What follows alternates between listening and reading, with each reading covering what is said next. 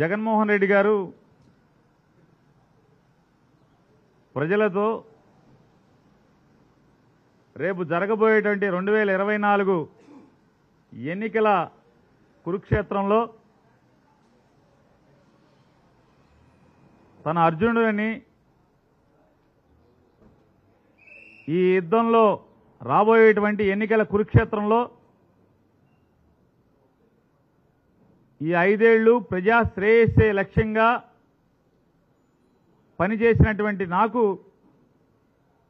ఈ రాష్ట్ర ప్రజానీకమే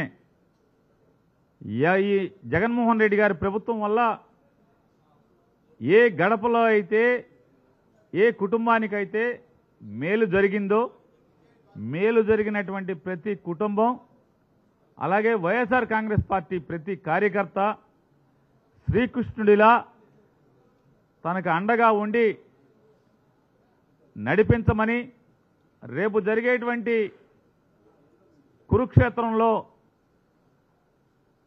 కౌరవుల్లాగా కుట్రలతో కుతంత్రాలతో ప్రజల మనసులను గెలవటం కంటే కూడా ఓట్లు పోగేసుకుని కూటమి ద్వారా కౌరవ సైన్యంలాగా మందిగా వస్తున్న వారిని మట్టి కరిపించటానికి నాకు అండగా ఉండండి శ్రీకృష్ణులాగా అని చెప్పని ఆయన మాట్లాడుతుంటే ఆయన ప్రజల్ని ప్రజల్ని అడుగుతూ ఉంటే జనసేన పార్టీ అధ్యక్షుడు పవన్ కళ్యాణ్ గారు ఒక జంపింగ్ జపాంగ్ని పెద్ద వీరుడిగా సూర్యుడిగా పోటుగాడిగా ఊహించుకుని అతను పక్కన పెట్టుకుని మాట్లాడతాడు. అర్జునుడైతే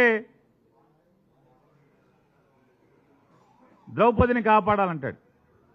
అర్జునుడికి ద్రౌపదికి బంధం ఏంటో సంబంధం ఏంటో కూడా వీరికి తెలియదు. సరే పోతే పోయింది. చెల్లెల్ని తిట్టిస్తున్నాడు జగన్మోహన్ రెడ్డి గారని మాట్లాడతాడు.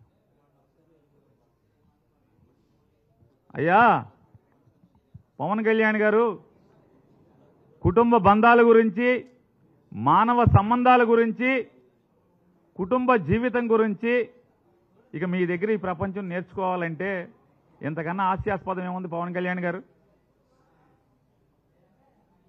జనరంజక నటుడు 2009లో ప్రజారాజ్యం పార్టీ పెట్టినటువంటి మెగాస్టార్ చిరంజీవి గారు కేంద్ర మంత్రిగా కాంగ్రెస్ పార్టీ రాజ్యసభ సభ్యుడిగా కాంగ్రెస్ ప్రభుత్వంలో మన్మోహన్ సింగ్ గారి ముఖ్యమంత్రిగా ఉన్నటువంటి కాంగ్రెస్ ప్రభుత్వంలో కేంద్ర మంత్రిగా ఆయన ఉంటే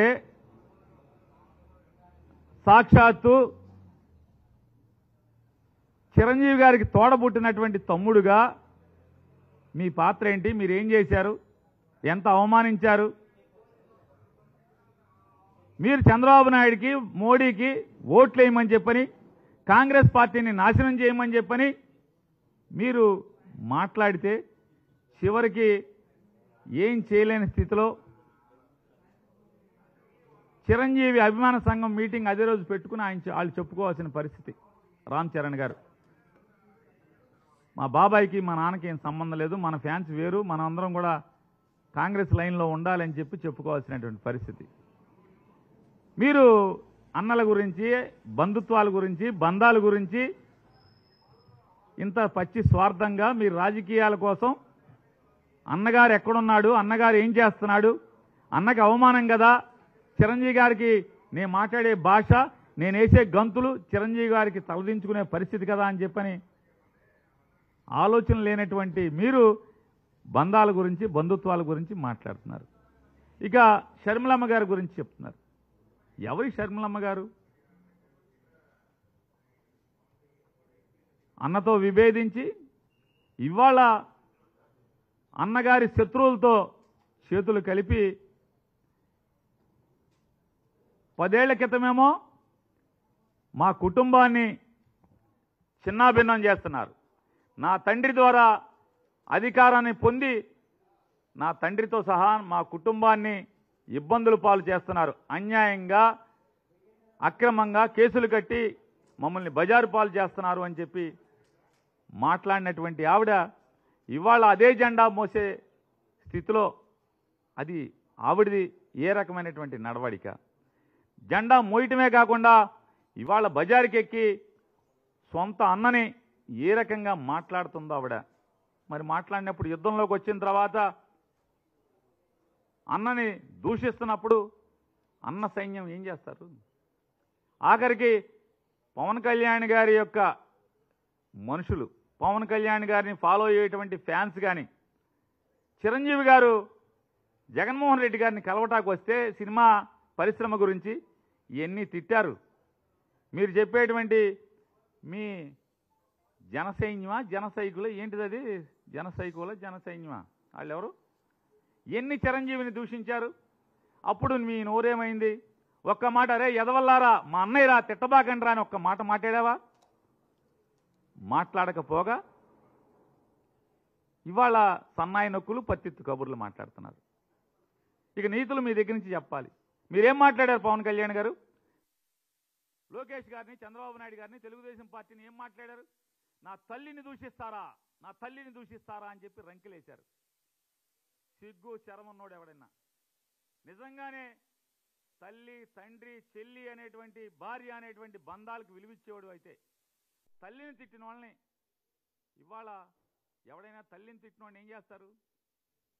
చేతనైతే ఆడి పాడి మోస్తారు, లేదంటే భక్తుని కోరుకుంటారు. వాడికి ఇంత దుర్మార్గంగా నేను ఆడికి మేలు చేస్తే నా తల్లిని తిట్టారు, అవమానించారు కాబట్టి భగవంతుడా వారి పాపాలని కడిగయ్యో లేకపోతే వాళ్ళ పాపాలకు తగ్గ శిక్ష అయ్యో అని కోరుకుంటారు. కానీ మనం ఏం చేస్తున్నాం? పల్లకి మోస్తున్నాం. తల్లిని తిట్టిన వాళ్ళ లేదా నువ్వు ముఖ్యమంత్రి అవ్వాలి, నువ్వు ముఖ్యమంత్రి అవ్వాలి, మా ప్రాణం పెడతాము, మేము చచ్చిపోతాం అని చెప్పని ఏ రంగం వేస్తున్నటువంటి మీ వాళ్ళందరినీ కూడా అరే మనకి సీన్ లేదురా, మనం పల్లకి మోయటమేరా, మనం ముఖ్యమంత్రి అవ్వలేము, నేను ఎమ్మెల్యేని అవ్వలేను, మీరు ఆగండి అని చెప్పని ఇట్లాంటి స్థైర్యాన్ని చంపే మాటలు మాట్లాడేవాడిని ఏమంటారు భారతంలో? యుద్ధం చేయాల్సిన వాడిని, యుద్ధానికి సిద్ధమైనటువంటి వ్యక్తుల్ని మానసిక స్థైర్యాన్ని చంపేవాడిని ఏమంటారు? శల్యుడు అంటారు. నవయుగ భారతంలో, కలియుగ భారతంలో శల్యుడి పాత్ర పవన్ కళ్యాణ్ పోషిస్తున్నాడు అనేది మాట వాస్తవమా కాదా? యుద్ధం చేస్తున్నట్టే అంటే యుద్ధానికి సిద్ధమైనటువంటి జన సైనికుల్ని నిర్వీర్యం చేస్తూ వాళ్ళ మానసిక స్థితిని చంపేస్తూ వాళ్ళ ధైర్యాన్ని చంపేస్తున్నటువంటి అండి ఇవాళ కలియుగ శల్యుడు నువ్వు. నాడు కర్ణుడి ధైర్యాన్ని నిర్వీర్యం చేయడానికి ప్రయత్నం చేసిన శల్యుడు ఇవాళ మీ పార్టీ కార్యకర్తల్ని స్థైర్యాన్ని యుద్ధం చేద్దామని రెడీ అవుతుంటే ఆయుధాలను పక్కన పడేయండి, మనం పల్లకి మొయ్యాలి, మన చేతిలో ఆయుధాలు కాదు, మన చేతిలో పల్లకి పట్టి ఉండాలి, పల్లకి కమ్మి ఉండాలని చెప్పి చెప్తున్నాడు. నువ్వు శల్యుడితో కదా శల్యుడు. మరి నువ్వు శల్యుడివి కాబట్టి అర్జునుడు అంటే నువ్వు పోల్చుకుంటున్నావు. అర్జునుడికి శల్యుడికి పోల్చుకున్నప్పుడు నీకు బాధ కలుగుద్ది. ఆ బాధతో మాట్లాడేటువంటి మాటలు. అట్లాగే ఆ పక్కన కూర్చున్న అతను ఒకటి మాట్లాడతాడు. జగన్మోహన్ రెడ్డి గారి అన్ని అసత్యాలు మాట్లాడుతున్నాడు, అబద్ధాలు చెప్తాడు. ఆయన 2004 నుంచి 2009 దాకా, 2019 నుంచి 2024 దాకా మొత్తం నాకు తెలుసు అంటున్నాడు. మరి అన్నీ తెలిసినాడు అసలు జగన్మోహన్ రెడ్డి దగ్గరికి ఎందుకు వచ్చావు? సిగ్గు శరం లేదా? ఎందుకు వచ్చావు? 2014లో జగన్మోహన్ రెడ్డి గారి సింబల్ మీద ఆయన ఫోటో పెట్టుకుని ఎందుకు ఓట్లు అడిగావు? గుంటూరులో అడుక్కున్నావు కదా, ఓట్లు అడుక్కోలేదా?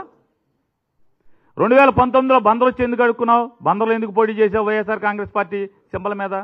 మరి జగన్మోహన్ రెడ్డి గారు ఇంత చెడ్డోడని నీకు తెలిస్తే మరి ఎందుకు పోటీ చేశావు? ఎందుకు వచ్చావు అని అడుగుతున్నాను. సిగ్గుండాలి కదా అన్నీ తెలిసి రావటానికి. సిద్ధం అంటే దేనికి సిద్ధం? జగన్మోహన్ రెడ్డి గారు మా బందర్ ఎంపీ సారు గారు, మీరు జగన్ సారు గారు అంటున్నారు కదా, నేను అడుగుతున్నాను, సిద్ధం అంటే పారిపోవడానికి సిద్ధమా అని జగన్మోహన్ రెడ్డి గారు అంటున్నారు. పారిపోయే బతుకులు ఎవడి? పారిపోయే బతుకులు 2004లో మన బతుకెక్కడా? తెనాలిలో. తెనాలి నుంచి 2009కి నరసరావుపేట పారిపోయింది ఎవరు? 2009 నుంచి మళ్ళీ 2014 వచ్చేప్పటికి నరసరావుపేట నుంచి గుంటూరు పారిపోయినవాడు ఎవడు? 2019కి వచ్చేప్పటికి మళ్ళీ గుంటూరులో కాకుండా గుంటూరు నుంచి బందర్ పారిపోయినవాడు ఎవడు? పారిపోయే బతుకులు ఎవరి? జగన్మోహన్ రెడ్డియా పారిపోయి? ఎవడి పారిపోయే బతుకులు? ఇట్లాంటి వాళ్ళందరినీ పట్టుకుని నాడు రాజశేఖర రెడ్డి గారు లేకపోతే బతుకు లేదు. చనిపోయిన రాజశేఖర రెడ్డి గారి గురించి, కేవీపీ రామచంద్ర గురించి సాయంత్రం 8 తర్వాత ఢిల్లీలో ఏం మాట్లాడుతున్నావో కేవీపీ రామచంద్రరావు గారికి తెలియదు అనుకుంటున్నావా? ఎంత అసహ్యంగా జుగుప్సాకరంగా జగన్మోహన్ రెడ్డి గారి గురించి ఇవన్నీ మాట్లాడుతున్నావో ఎవరికి తెలియదు అనుకుంటావా? పవన్ కళ్యాణ్ గురించి ఏం మాట్లాడావో తెలీదా? 2023 జనవరి ఫిబ్రవరి మాసాల్లో చంద్రబాబు దగ్గరికి కౌరు చేస్తే చంద్రబాబు ఇది మన స్కూల్ కాదురా బాబు, ఇది చాలా డేంజర్ కేసు, ఇది మనకొద్దు, పవన్ కళ్యాణ్కి తోసేయండి అని చెప్తే పవన్ కళ్యాణ్ గారి దగ్గరికి మార్చి ఏప్రిల్ మాసాల్లో పవన్ కళ్యాణ్ గారి దగ్గరికి ఒక ప్రొడ్యూసర్తో హరీష్ శంకర్ మైత్రి మూవీస్ వాళ్ళ సినిమా షూటింగ్ జరుగుతుంటే ఆ షూటింగ్ దగ్గరికి కవర్ చేసిన మాట వాస్తవా కాదా? పవన్ కళ్యాణ్ చీకొట్టిన మాట వాస్తవా కాదా? తర్వాత చిరంజీవి గారి కాళ్ళు పట్టుకుని చిరంజీవి గారితో ఫోన్ చేసి పవన్ కళ్యాణ్కి జూన్ జూలై మాసంలో పవన్ కళ్యాణ్ గారి దగ్గరికి వెళ్ళిన మాట వాస్తవా కాదా? వెళ్ళి ఆ రోజు మాట్లాడుకోవడమే కాకుండా ఆఖరికి 2004-9 నుంచి 9 మధ్యలో ఇవాళ డయాస్ మీద పవన్ కళ్యాణ్ గారి పక్కన కూర్చున్నటువంటి నాదెండ్ల మనోహర్ గారు ఎంత కాల్చుకు తిన్నావు, ఎంత ఏడిపించావు, నాదెండ్ల మనోహర్ని ఎంత బజార్కి ఇచ్చి రచ్చ చేస్తే ఈ రోజుకి నాదెండ్ల మనోహర్ గారు నిజంగా నువ్వు కాళ్ళు పట్టుకుంటే కదా ఆయన కరిగింది. చిరంజీవి గారు నాదెండ్ల మనోహర్ గారికి ఫోన్ చేసి ఇట్లా బాలసౌర్ వస్తాడు, బాలసౌర్ని క్షమించేయమని చెప్తే కదా బాలసౌర్ నాదెండ్ల మనోహర్ క్షమించగట్టే కదా.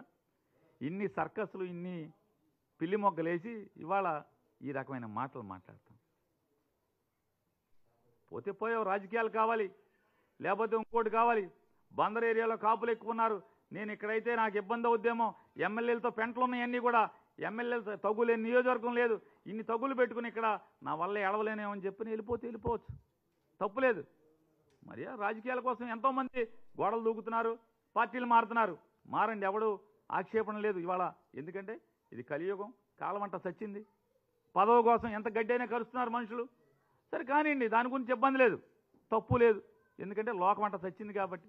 కానీ అటుకెళ్ళి మాట్లాడటం ఈ భాష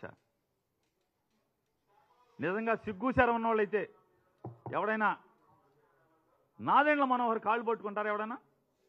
ఎంత ఏడిపించావు, ఎంత నాదెండ్ల మనోహర్ని, నాదెండ్ల మనోహర్ గారి శ్రీమతి గారిని ఎన్ని దుర్భాషలాడి, ఎన్ని మాటలు మాట్లాడి వెళ్ళి కాళ్ళు పట్టుకునే పరిస్థితి. ఇంక జగన్మోహన్ రెడ్డి గారి జీవితం అంతా తెలుసంట, లోపల తెలుసంట, బయట తెలుసంట, ఒంటి మీద మచ్చలు తెలుసంట, ఏం పుట్టు మచ్చలు తెలుసు. మరి ఇన్ని తెలిసినోడు ఎందుకు పోటీ చేయాలి? వైఎస్ఆర్ కాంగ్రెస్ పార్టీ మీద 2 సార్లు ఎందుకు పోటీ చేశారు? ఇవాళ కాదు రేపుడికి పవన్ కళ్యాణ్ కూడా ఖచ్చితంగా ఏంటో తెలుస్తుంది.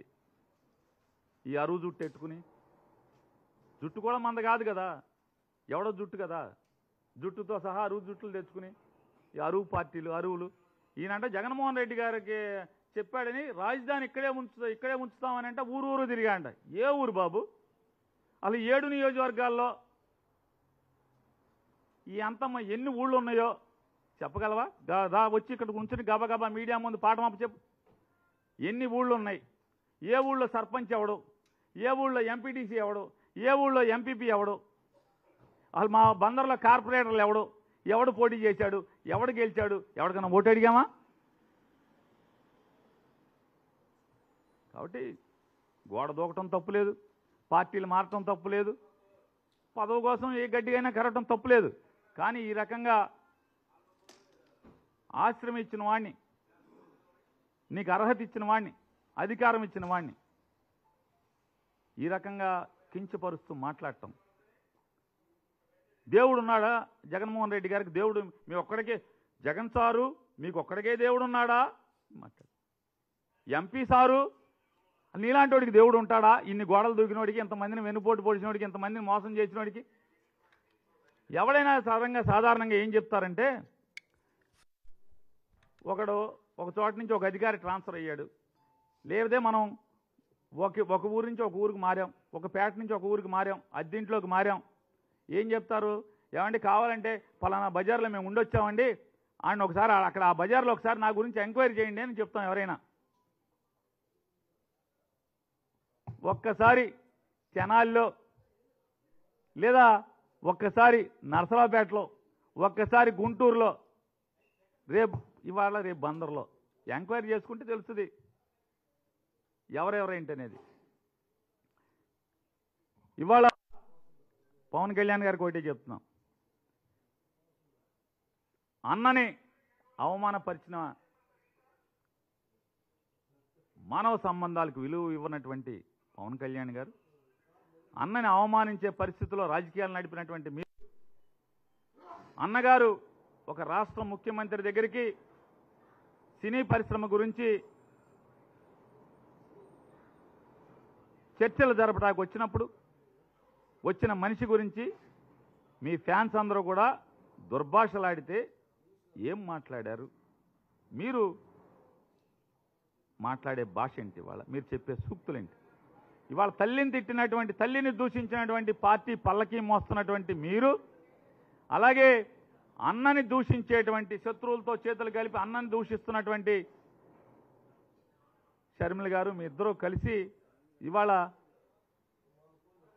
అర్జునుడు అంటే తప్పు మాట్లాడే పరిస్థితులుంటే 100కి 100% చెప్తున్నాం. ఇది కలియుగం. భారతంలో ఏ రకంగా అయితే ఉందో ఇవాళ భారత రామాయణాలని పిల్లలకి ఎందుకు బోధిస్తారు? ఎందుకంటే దాంట్లో మంచిని చూసి మోటివేట్ అవ్వమని చెప్పని. ఖచ్చితంగా నేడు కలియుగం ఏది, ఈ కలియుగంలో కూడా ఈ మీలాంటి చంద్రబాబు నాయుడు, లోకేష్, పవన్ కళ్యాణ్, కాంగ్రెస్ పార్టీ, సోనియా గాంధీ, అలాగే సిపిఐ పార్టీ, అలాగే ఇట్లాంటి జగన్మోహన్ రెడ్డి గారిని వ్యతిరేకించేటువంటి శక్తులన్నీ కూడా కౌరవుల్లాగా, ఇవాళ కలియుగ కౌరవుల్లాగా జగన్మోహన్ రెడ్డి గారి మీద దాడి చేస్తుండే. 100కి 100% ఇది పెత్తందారులకి పేదలకి మధ్య జరగబోతున్నటువంటి ఈ కలియుగ యుద్ధంలో 100కి 100% మీరు ఒప్పుకున్నా ఒప్పుకోకపోయినా జగన్మోహన్ రెడ్డి గారి అర్జునుడి పాత్రే, ఈ రాష్ట్ర ప్రజలది, వైఎస్ఆర్ కాంగ్రెస్ పార్టీ కార్యకర్తలది, వారిది శ్రీకృష్ణుని పాత్రే అని చెప్పని మరొకసారి మీకు చెప్తున్నాం.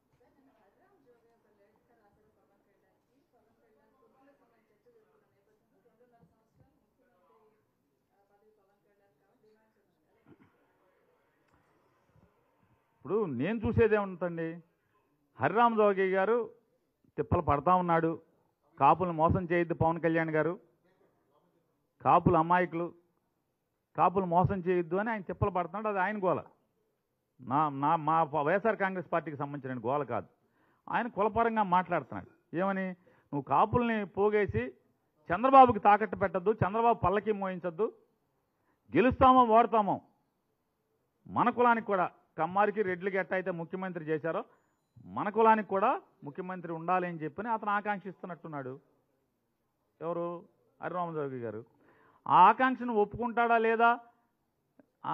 లేదు, నాకు పల్లకి మోయటమే నాకు అలవాటైన వ్యవహారం, నా కుర్చీలో కూర్చునేటువంటి అర్హత, ఆకాంక్షలు లేవు అని చెప్తాడా? వాళ్ళిద్దరూ చూసుకోవాల్సిన అంశం. ఇందులో మీరు నేను మాట్లాడటానికి ఏముంటుంది?